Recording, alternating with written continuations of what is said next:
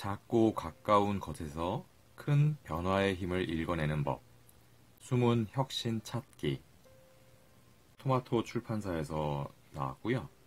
작가 안병민님은 언론정보학을 공부했었고요. 그리고 헬싱키 경제대학에서 MBA를 마쳤습니다.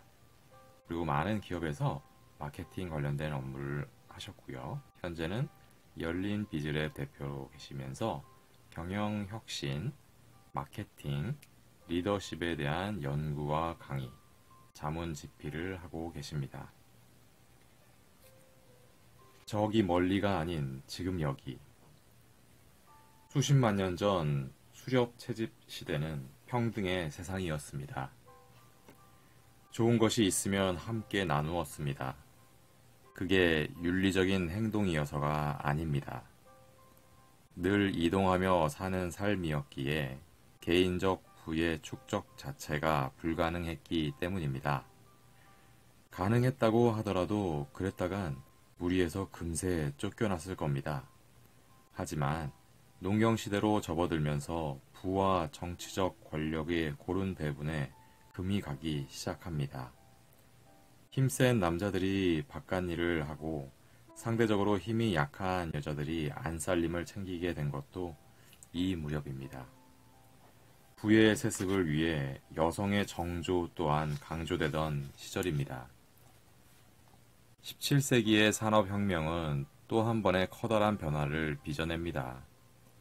화석 연료를 통한 노동력 확보가 가능해지면서 물리적 힘이 약한 여성의 노동력 또한 중요해졌습니다. 여성의 사회적 활동이 늘어나고 정치적 평등, 성적 평등이 다시 중요한 가치로 떠오른 배경입니다.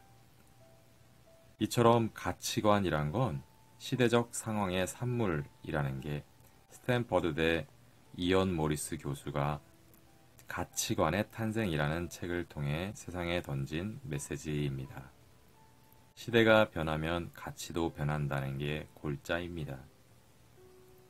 1907년 헨리 포드의 이름을 딴 포디즘은 대량 생산 시대의 막을 열었습니다. 자동차의 모든 것을 알고 있는 절정의 전문가가 혼자서 만들던 자동차가 어떻게 만들어지는지도 모르는 수많은 사람들이 조립 라인에 서서 뚝딱뚝딱 만들어내게 된 겁니다. 그 결과 장인 중심의 제조 생산 메커니즘이 시스템 중심으로 바뀌었습니다. 계획, 최적화, 관리, 효율 등 포디즘을 모태로 발전해온 개념들은 현대 경영학을 활짝 꽃피웠습니다. 하지만 21세기의 잡스 경영은 전혀 다릅니다. 직관, 창의력, 상상력, 영감으로 표현되는 스티브 잡스의 경영이 세상을 송두리째 바꾸었습니다. 포드가 양적 효율성을 키워드로 하는 산업사회형 경영의 태도였다면 잡스는 창조적 혁신을 열쇠말로 하는 21세기 창조사회형 경영의 거장입니다. 포드 이후 100년이 지난 지금 포드형 기업의 몰락과 잡스형 기업의 부상은 시사하는 바가 큽니다. 경영의 방식도 결국 만고불변의 진리가 아님을 시대 변화에 부합해야 함을 보여주는 방증입니다. 시장에서 장을 보는 사람들이 점점 사라져 갑니다. 터치와 클릭만으로도 원하는 물건이 다음날 새벽 현관까지 배송되니 인터넷 쇼핑이 대세입니다. 마당에서 키우던 강아지가 사람의 침대 위로 올라왔습니다. 반려견을 위한 겨울 패딩 조끼가 50만 원에 팔리는 세상입니다. 사람들 눈에 띄려고 더 크고 화려하게 만들던 간판. 그걸 없애는 가게들도 생겨나고 있습니다. 여론을 좌지우지하던 TV와 신문의 영향력도 예전 같지 않습니다. 유튜브를 앞세운 글로벌 미디어 플랫폼의 약진 때문입니다. 품질과 기능을 광고하던 기업들이 철학과 진정성을 이야기합니다. 매출과 수익만을 쫓던 기업들의 사회적 책임 선언이 잇따릅니다. 인공지능이 바둑으로 사람을 이깁니다. 그림도 그리고 작곡까지 합니다. 의료계와 법조계까지 인공지능의 영역 확장은 거칠 것이 없습니다. 디지털 네이티브가 스크린을 터치하고 호모 사피엔스가 스마트폰으로 세상을 편집하고 소셜 신인류가 네트워크로 촘촘히 연결되는 요즘입니다. 4차 산업혁명의 시대, 디지털 트랜스포메이션의 세상입니다. 뽕나무밭이 푸른 바다로 바뀌는 혁명적 변화입니다. 시대가 변하면 가치도 변하듯 문제가 바뀌면 정답도 달라지게 마련입니다. 시장과 고객이라는 문제가 달라지니 마케팅과 리더십을 포함한 경영의 해법도 따라서 변합니다. 변화의 내용 때문이기도 하지만 변화의 속도 역시 우리를 어지럽게 합니다. 시속 5km로 걸어가던 세상이 초속 30만 킬로미터의 광속으로 날아갑니다. 그러니 어제의 정답이 오늘은 오답이 됩니다. 아니, 오전의 정답이 오후의 오답이 됩니다. 작금의 경영 화두는 그래서 변화 관리, 즉 혁신입니다. 기하급수적 변화에 즈음하여 수많은 기업들이 혁신 노래를 부르는 건 그래서입니다. 변화에 뒤처지지 않으려고 많은 이들이 혁신을 공부합니다. 대기업의 혁신 사례를 찾아보고 유명석학의 혁신 논문을 찾아 읽습니다.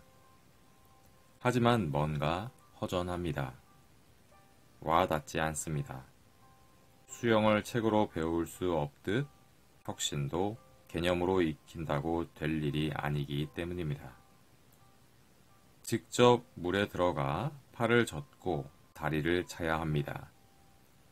교과서 속 개념을 외워서가 아니라 내 몸이 물을 느끼고 반응할 때 비로소 내 몸이 앞으로 나아갑니다. 기억해야 합니다. 우리가 혁신을 공부하는 이유는 혁신 시험을 쳐서 좋은 점수를 받으려는 게 아닙니다. 실제 내 일과 삶의 경영 혁신을 이뤄내기 위함입니다. 어느 스님이 유명한 고승을 찾아가 청합니다. 진리를 가르쳐 주십시오. 고승이 반문합니다. 밥은 먹었느냐? 예, 밥은 먹었습니다. 이에 고승이 대답합니다. 그럼 그릇이나 씻어라. 진리는 멀리 있지 않습니다. 중요한 건 내 눈앞의 일상입니다. 그러니 지금 여기에 최선을 다할 일입니다. 혁신의 출발점이 거기이기 때문입니다. 지금껏 경영혁신을 쓰고 말함에 있어 되도록 일상의 사례들을 활용하려 했던 이유입니다. 논문 속 어려운 이야기, 나와 상관없는 거대 기업의 이야기는 내 것이 되기 힘듭니다. 그건 그들의 혁신입니다. 외우고 받아쓴 지혜가 아니라 온몸으로 부대끼며 일상에서 체득한 지혜가 진짜 내 것입니다. 어제 점심을 먹으러 간 동네 식당에서 친구와 재미있게 본 영화에서 혁신의 조각들을 발견합니다. 경영과 마케팅, 리더십은 그렇게 이미 우리 삶 속에 깊숙이 들어와 있습니다. 그동안 연재했던 수많은 경영혁신 컬럼들은 일상에서 건져 올린 전략과 지혜, 창의와 통찰, 본질과 철학에 빚진 바 큽니다. 그래서 그간 연재한 칼럼 제호도 일상 경영, 경영 수다, 숨은 경영 찾기, 세상 읽기 등 저기 멀리가 아니라 지금 여기에 단어들을 붙였습니다. 어릴 적 학교 소풍의 백미였던 보물찾기를 기억합니다. 보물찾기 시간이 되면 시선의 각도가 달라집니다. 아니, 달라져야 합니다. 일상의 시선으로는 선생님이 숨겨놓은 보물을 찾을 수가 없기 때문입니다. 그렇게 여기저기 한참 들쑤셔서 보지만 보물은 쉬 눈에 들어오질 않습니다. 그러다가 찾은 보물은 어이없게도 바로 눈앞에, 바로 바위 밑에, 내 등 뒤에, 나뭇가지 사이에 있었습니다. 다시 보니 보물은 발에 채일 정도로 널려 있었습니다. 그걸 보지 못하고 찾지 못했던 것입니다. 혁신도 마찬가지입니다. 혁신이란 거창한 기획과 막대한 예산이 있어야만 이뤄낼 수 있는 게 아닙니다. 매일 신던 까만색 구두를 벗고 빨간색 스니커즈를 신는 것도 혁신입니다. 오늘 저녁 퇴근길, 어제까지 다니던 이 길 대신 새로운 저 길로 가보는 것도 혁신입니다. 기존의 방법과 다른 일상의 모든 시도가 혁신입니다. 그러니 혁신은 멀리 있지 않습니다. 지금 바로 내 눈앞에서 일어나고 있는 변화를 외면하지 않고 힘껏 껴안는 게 혁신입니다. 변화에 맞춤하는 새로운 시선으로 있는 그대로의 세상을 포용하는 게 혁신입니다. 요컨대 일상이 혁신입니다. 그럼에도 그걸 세심하게 보아내는 이가 있는가 하면 무심하게 지나치고 마는 이도 있습니다. 깨어나야 합니다. 혁신에 대한 민감도를 높여야 합니다.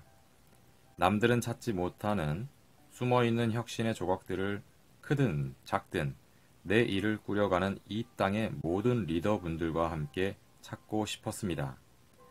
혁신이 지닌 전복과 일탈과 파괴와 단절의 역설적 통찰을 함께 찾아 나누고 싶었습니다. 그래서 붙인 책 제목이 숨은 혁신 찾기입니다. 특별하거나 드물지 않고 평범한 것, 보통의 사전적 의미입니다. 우리의 삶은 그런 보통들이 모인 총합입니다. 아무것도 아닌 것이 모여 아무것이 되는 것입니다. 혁신도 그렇습니다. 작디 작은 보통의 혁신들이 쌓여 크디 큰 세상의 변화를 만들어냅니다. 그래서 혁신은 작아도 작지 않습니다. 평범해도 평범하지 않습니다. 하찮아도 하찮지 않습니다. 작아 보이고 평범해 보이고 하찮아 보여도 혁신은 크고 비범하며 특별합니다. 일상 속 숨은 혁신을 찾아내는 작업이 중요할 수밖에 없는 이유입니다. 이 책 숨은 혁신 찾기에는 경영혁신에 대한 저의 이런 생각을 풀어 담았습니다. 1장에서는 혁신의 토대가 되는 지혜와 전략을 살펴봅니다. 2장에서는 혁신을 빚어내는 창의와 통찰을 짚어봅니다. 3장에서는 본질과 철학이라는 혁신의 뿌리에 주목합니다. 물론 무자르듯 구분할 수는 없는 경계를 넘나드는 글들입니다. 한 편의 글 안에서도 전략을 이야기하고 통찰을 쓰고 철학을 강조했으니까요. 하지만 나름의 선을 갖고 세 그룹으로 분류했습니다. 마케팅과 리더십에서부터 경영혁신에 이르기까지 다양한 미디어에 실었던 글들을 새로이 풀어 엮었습니다. 하나하나 꼼꼼하게 다시 읽으며 오늘의 이야기를 덧붙이고 어제의 이야기를 덜어냈습니다. 맥이 닿는 대목은 이어붙이고 뜬금없는 부분은 잘라냈습니다.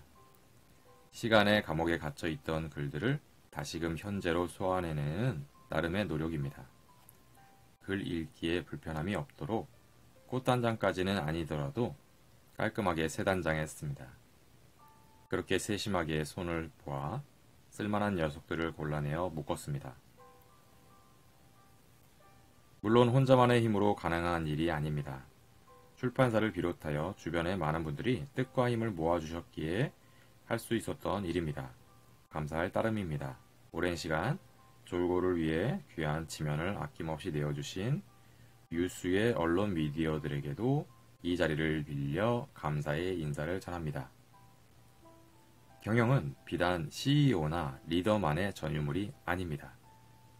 대기업의 비즈니스 리더만 혁신이 필요한 게 아닙니다. 우리 모두가 내 일과 내 삶의 CEO이자 리더임을 기억해야 합니다. 내 일과 내 삶의 경영혁신을 원하신다면 일독을 권해드립니다.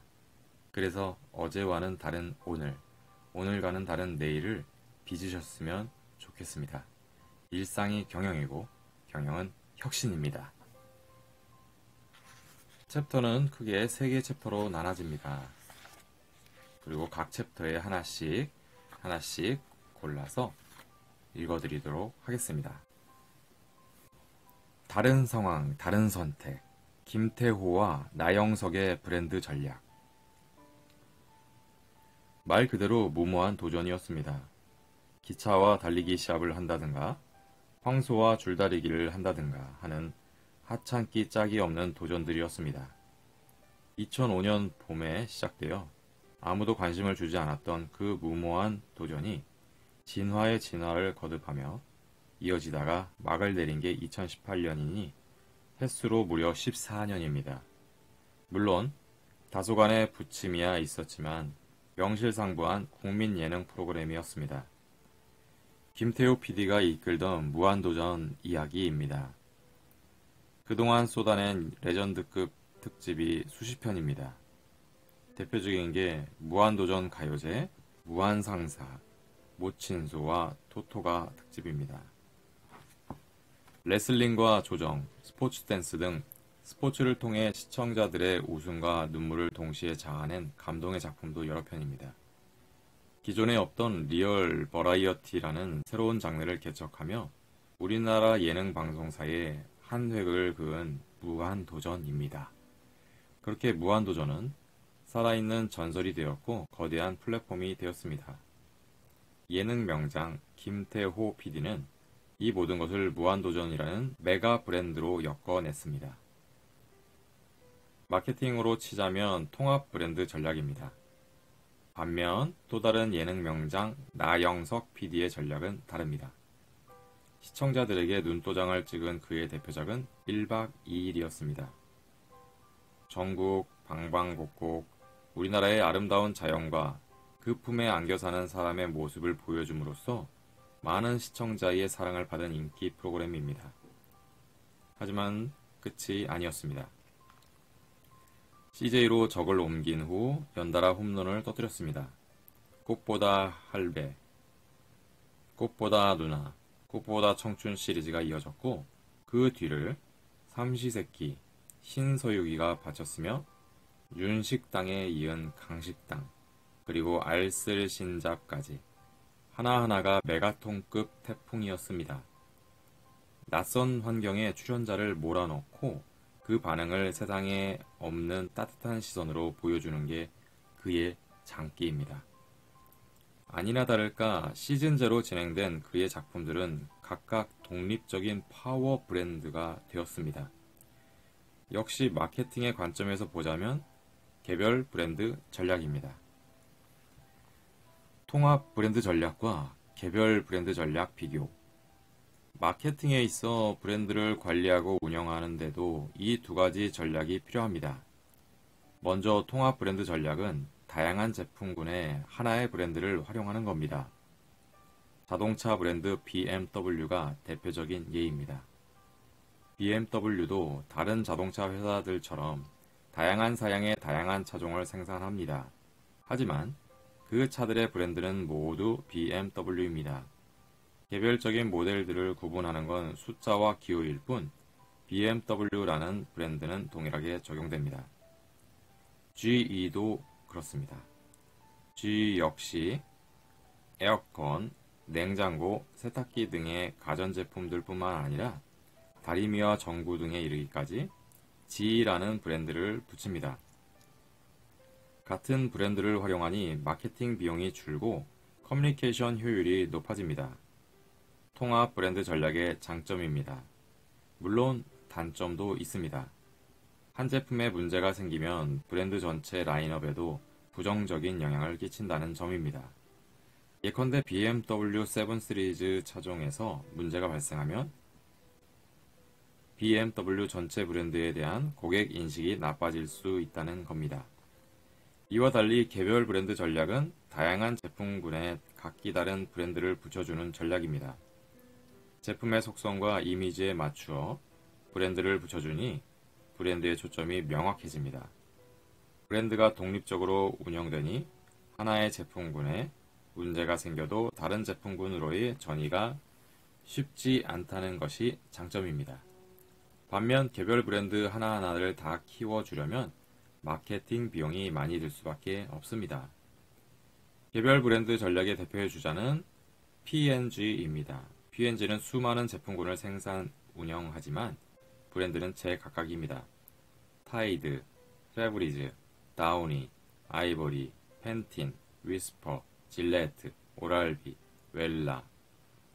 다양한 제품군이 있어 각각의 브랜드 특성을 살릴 개별 브랜드를 활용합니다. 심지어 세계 건전지 시장을 좌지우지하고 있는 듀라셀도 P&G의 브랜드입니다.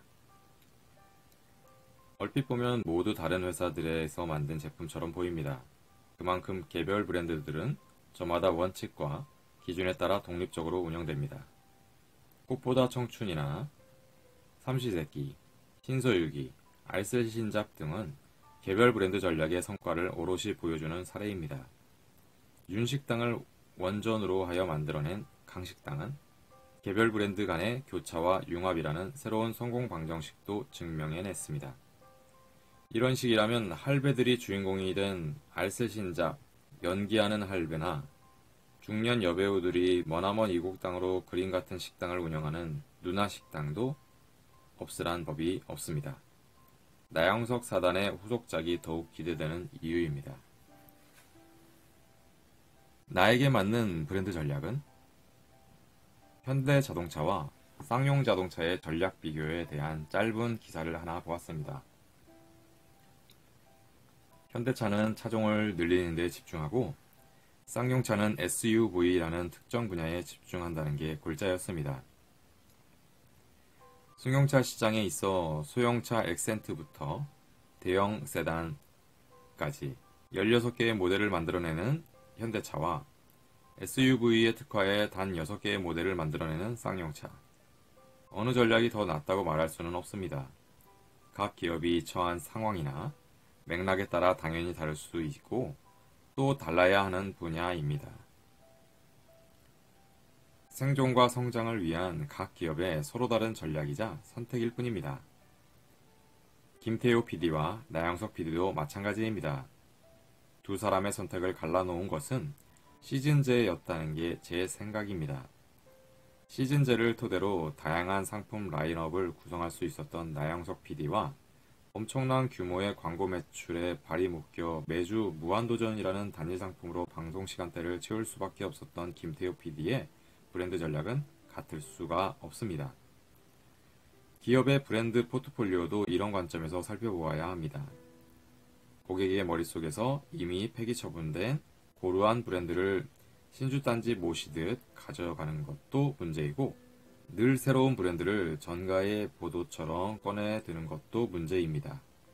통합 브랜드가 무조건 정답도 아니고 그렇다고 개별 브랜드가 항상 정답인 것도 아닙니다. 관건은 통합 브랜드와 개별 브랜드의 적절한 활용에 대한 전략적 시각입니다. 자사가 보유하고 있는 자원뿐 아니라 고객과 시장의 인식, 자사와 경쟁사의 강약점 등 현 상황에 대한 냉철하고 입체적인 분석이 선행되어야 합니다. 미래 시장에 대한 전망과 의지도 중요합니다. 예컨대 고급 자동차 시장에 진입하기 위해 기존의 현대 브랜드를 감추고 제네시스로 따로 론칭한 현대차 사례는 그래서 전략적입니다. 김태호 PD와 나영석 PD가 의도했건 안 했건 예능 프로그램들을 통해 이렇게 또 브랜드 전략 개념을 짚어봅니다. 일상이 경영이고 삶이 마케팅입니다.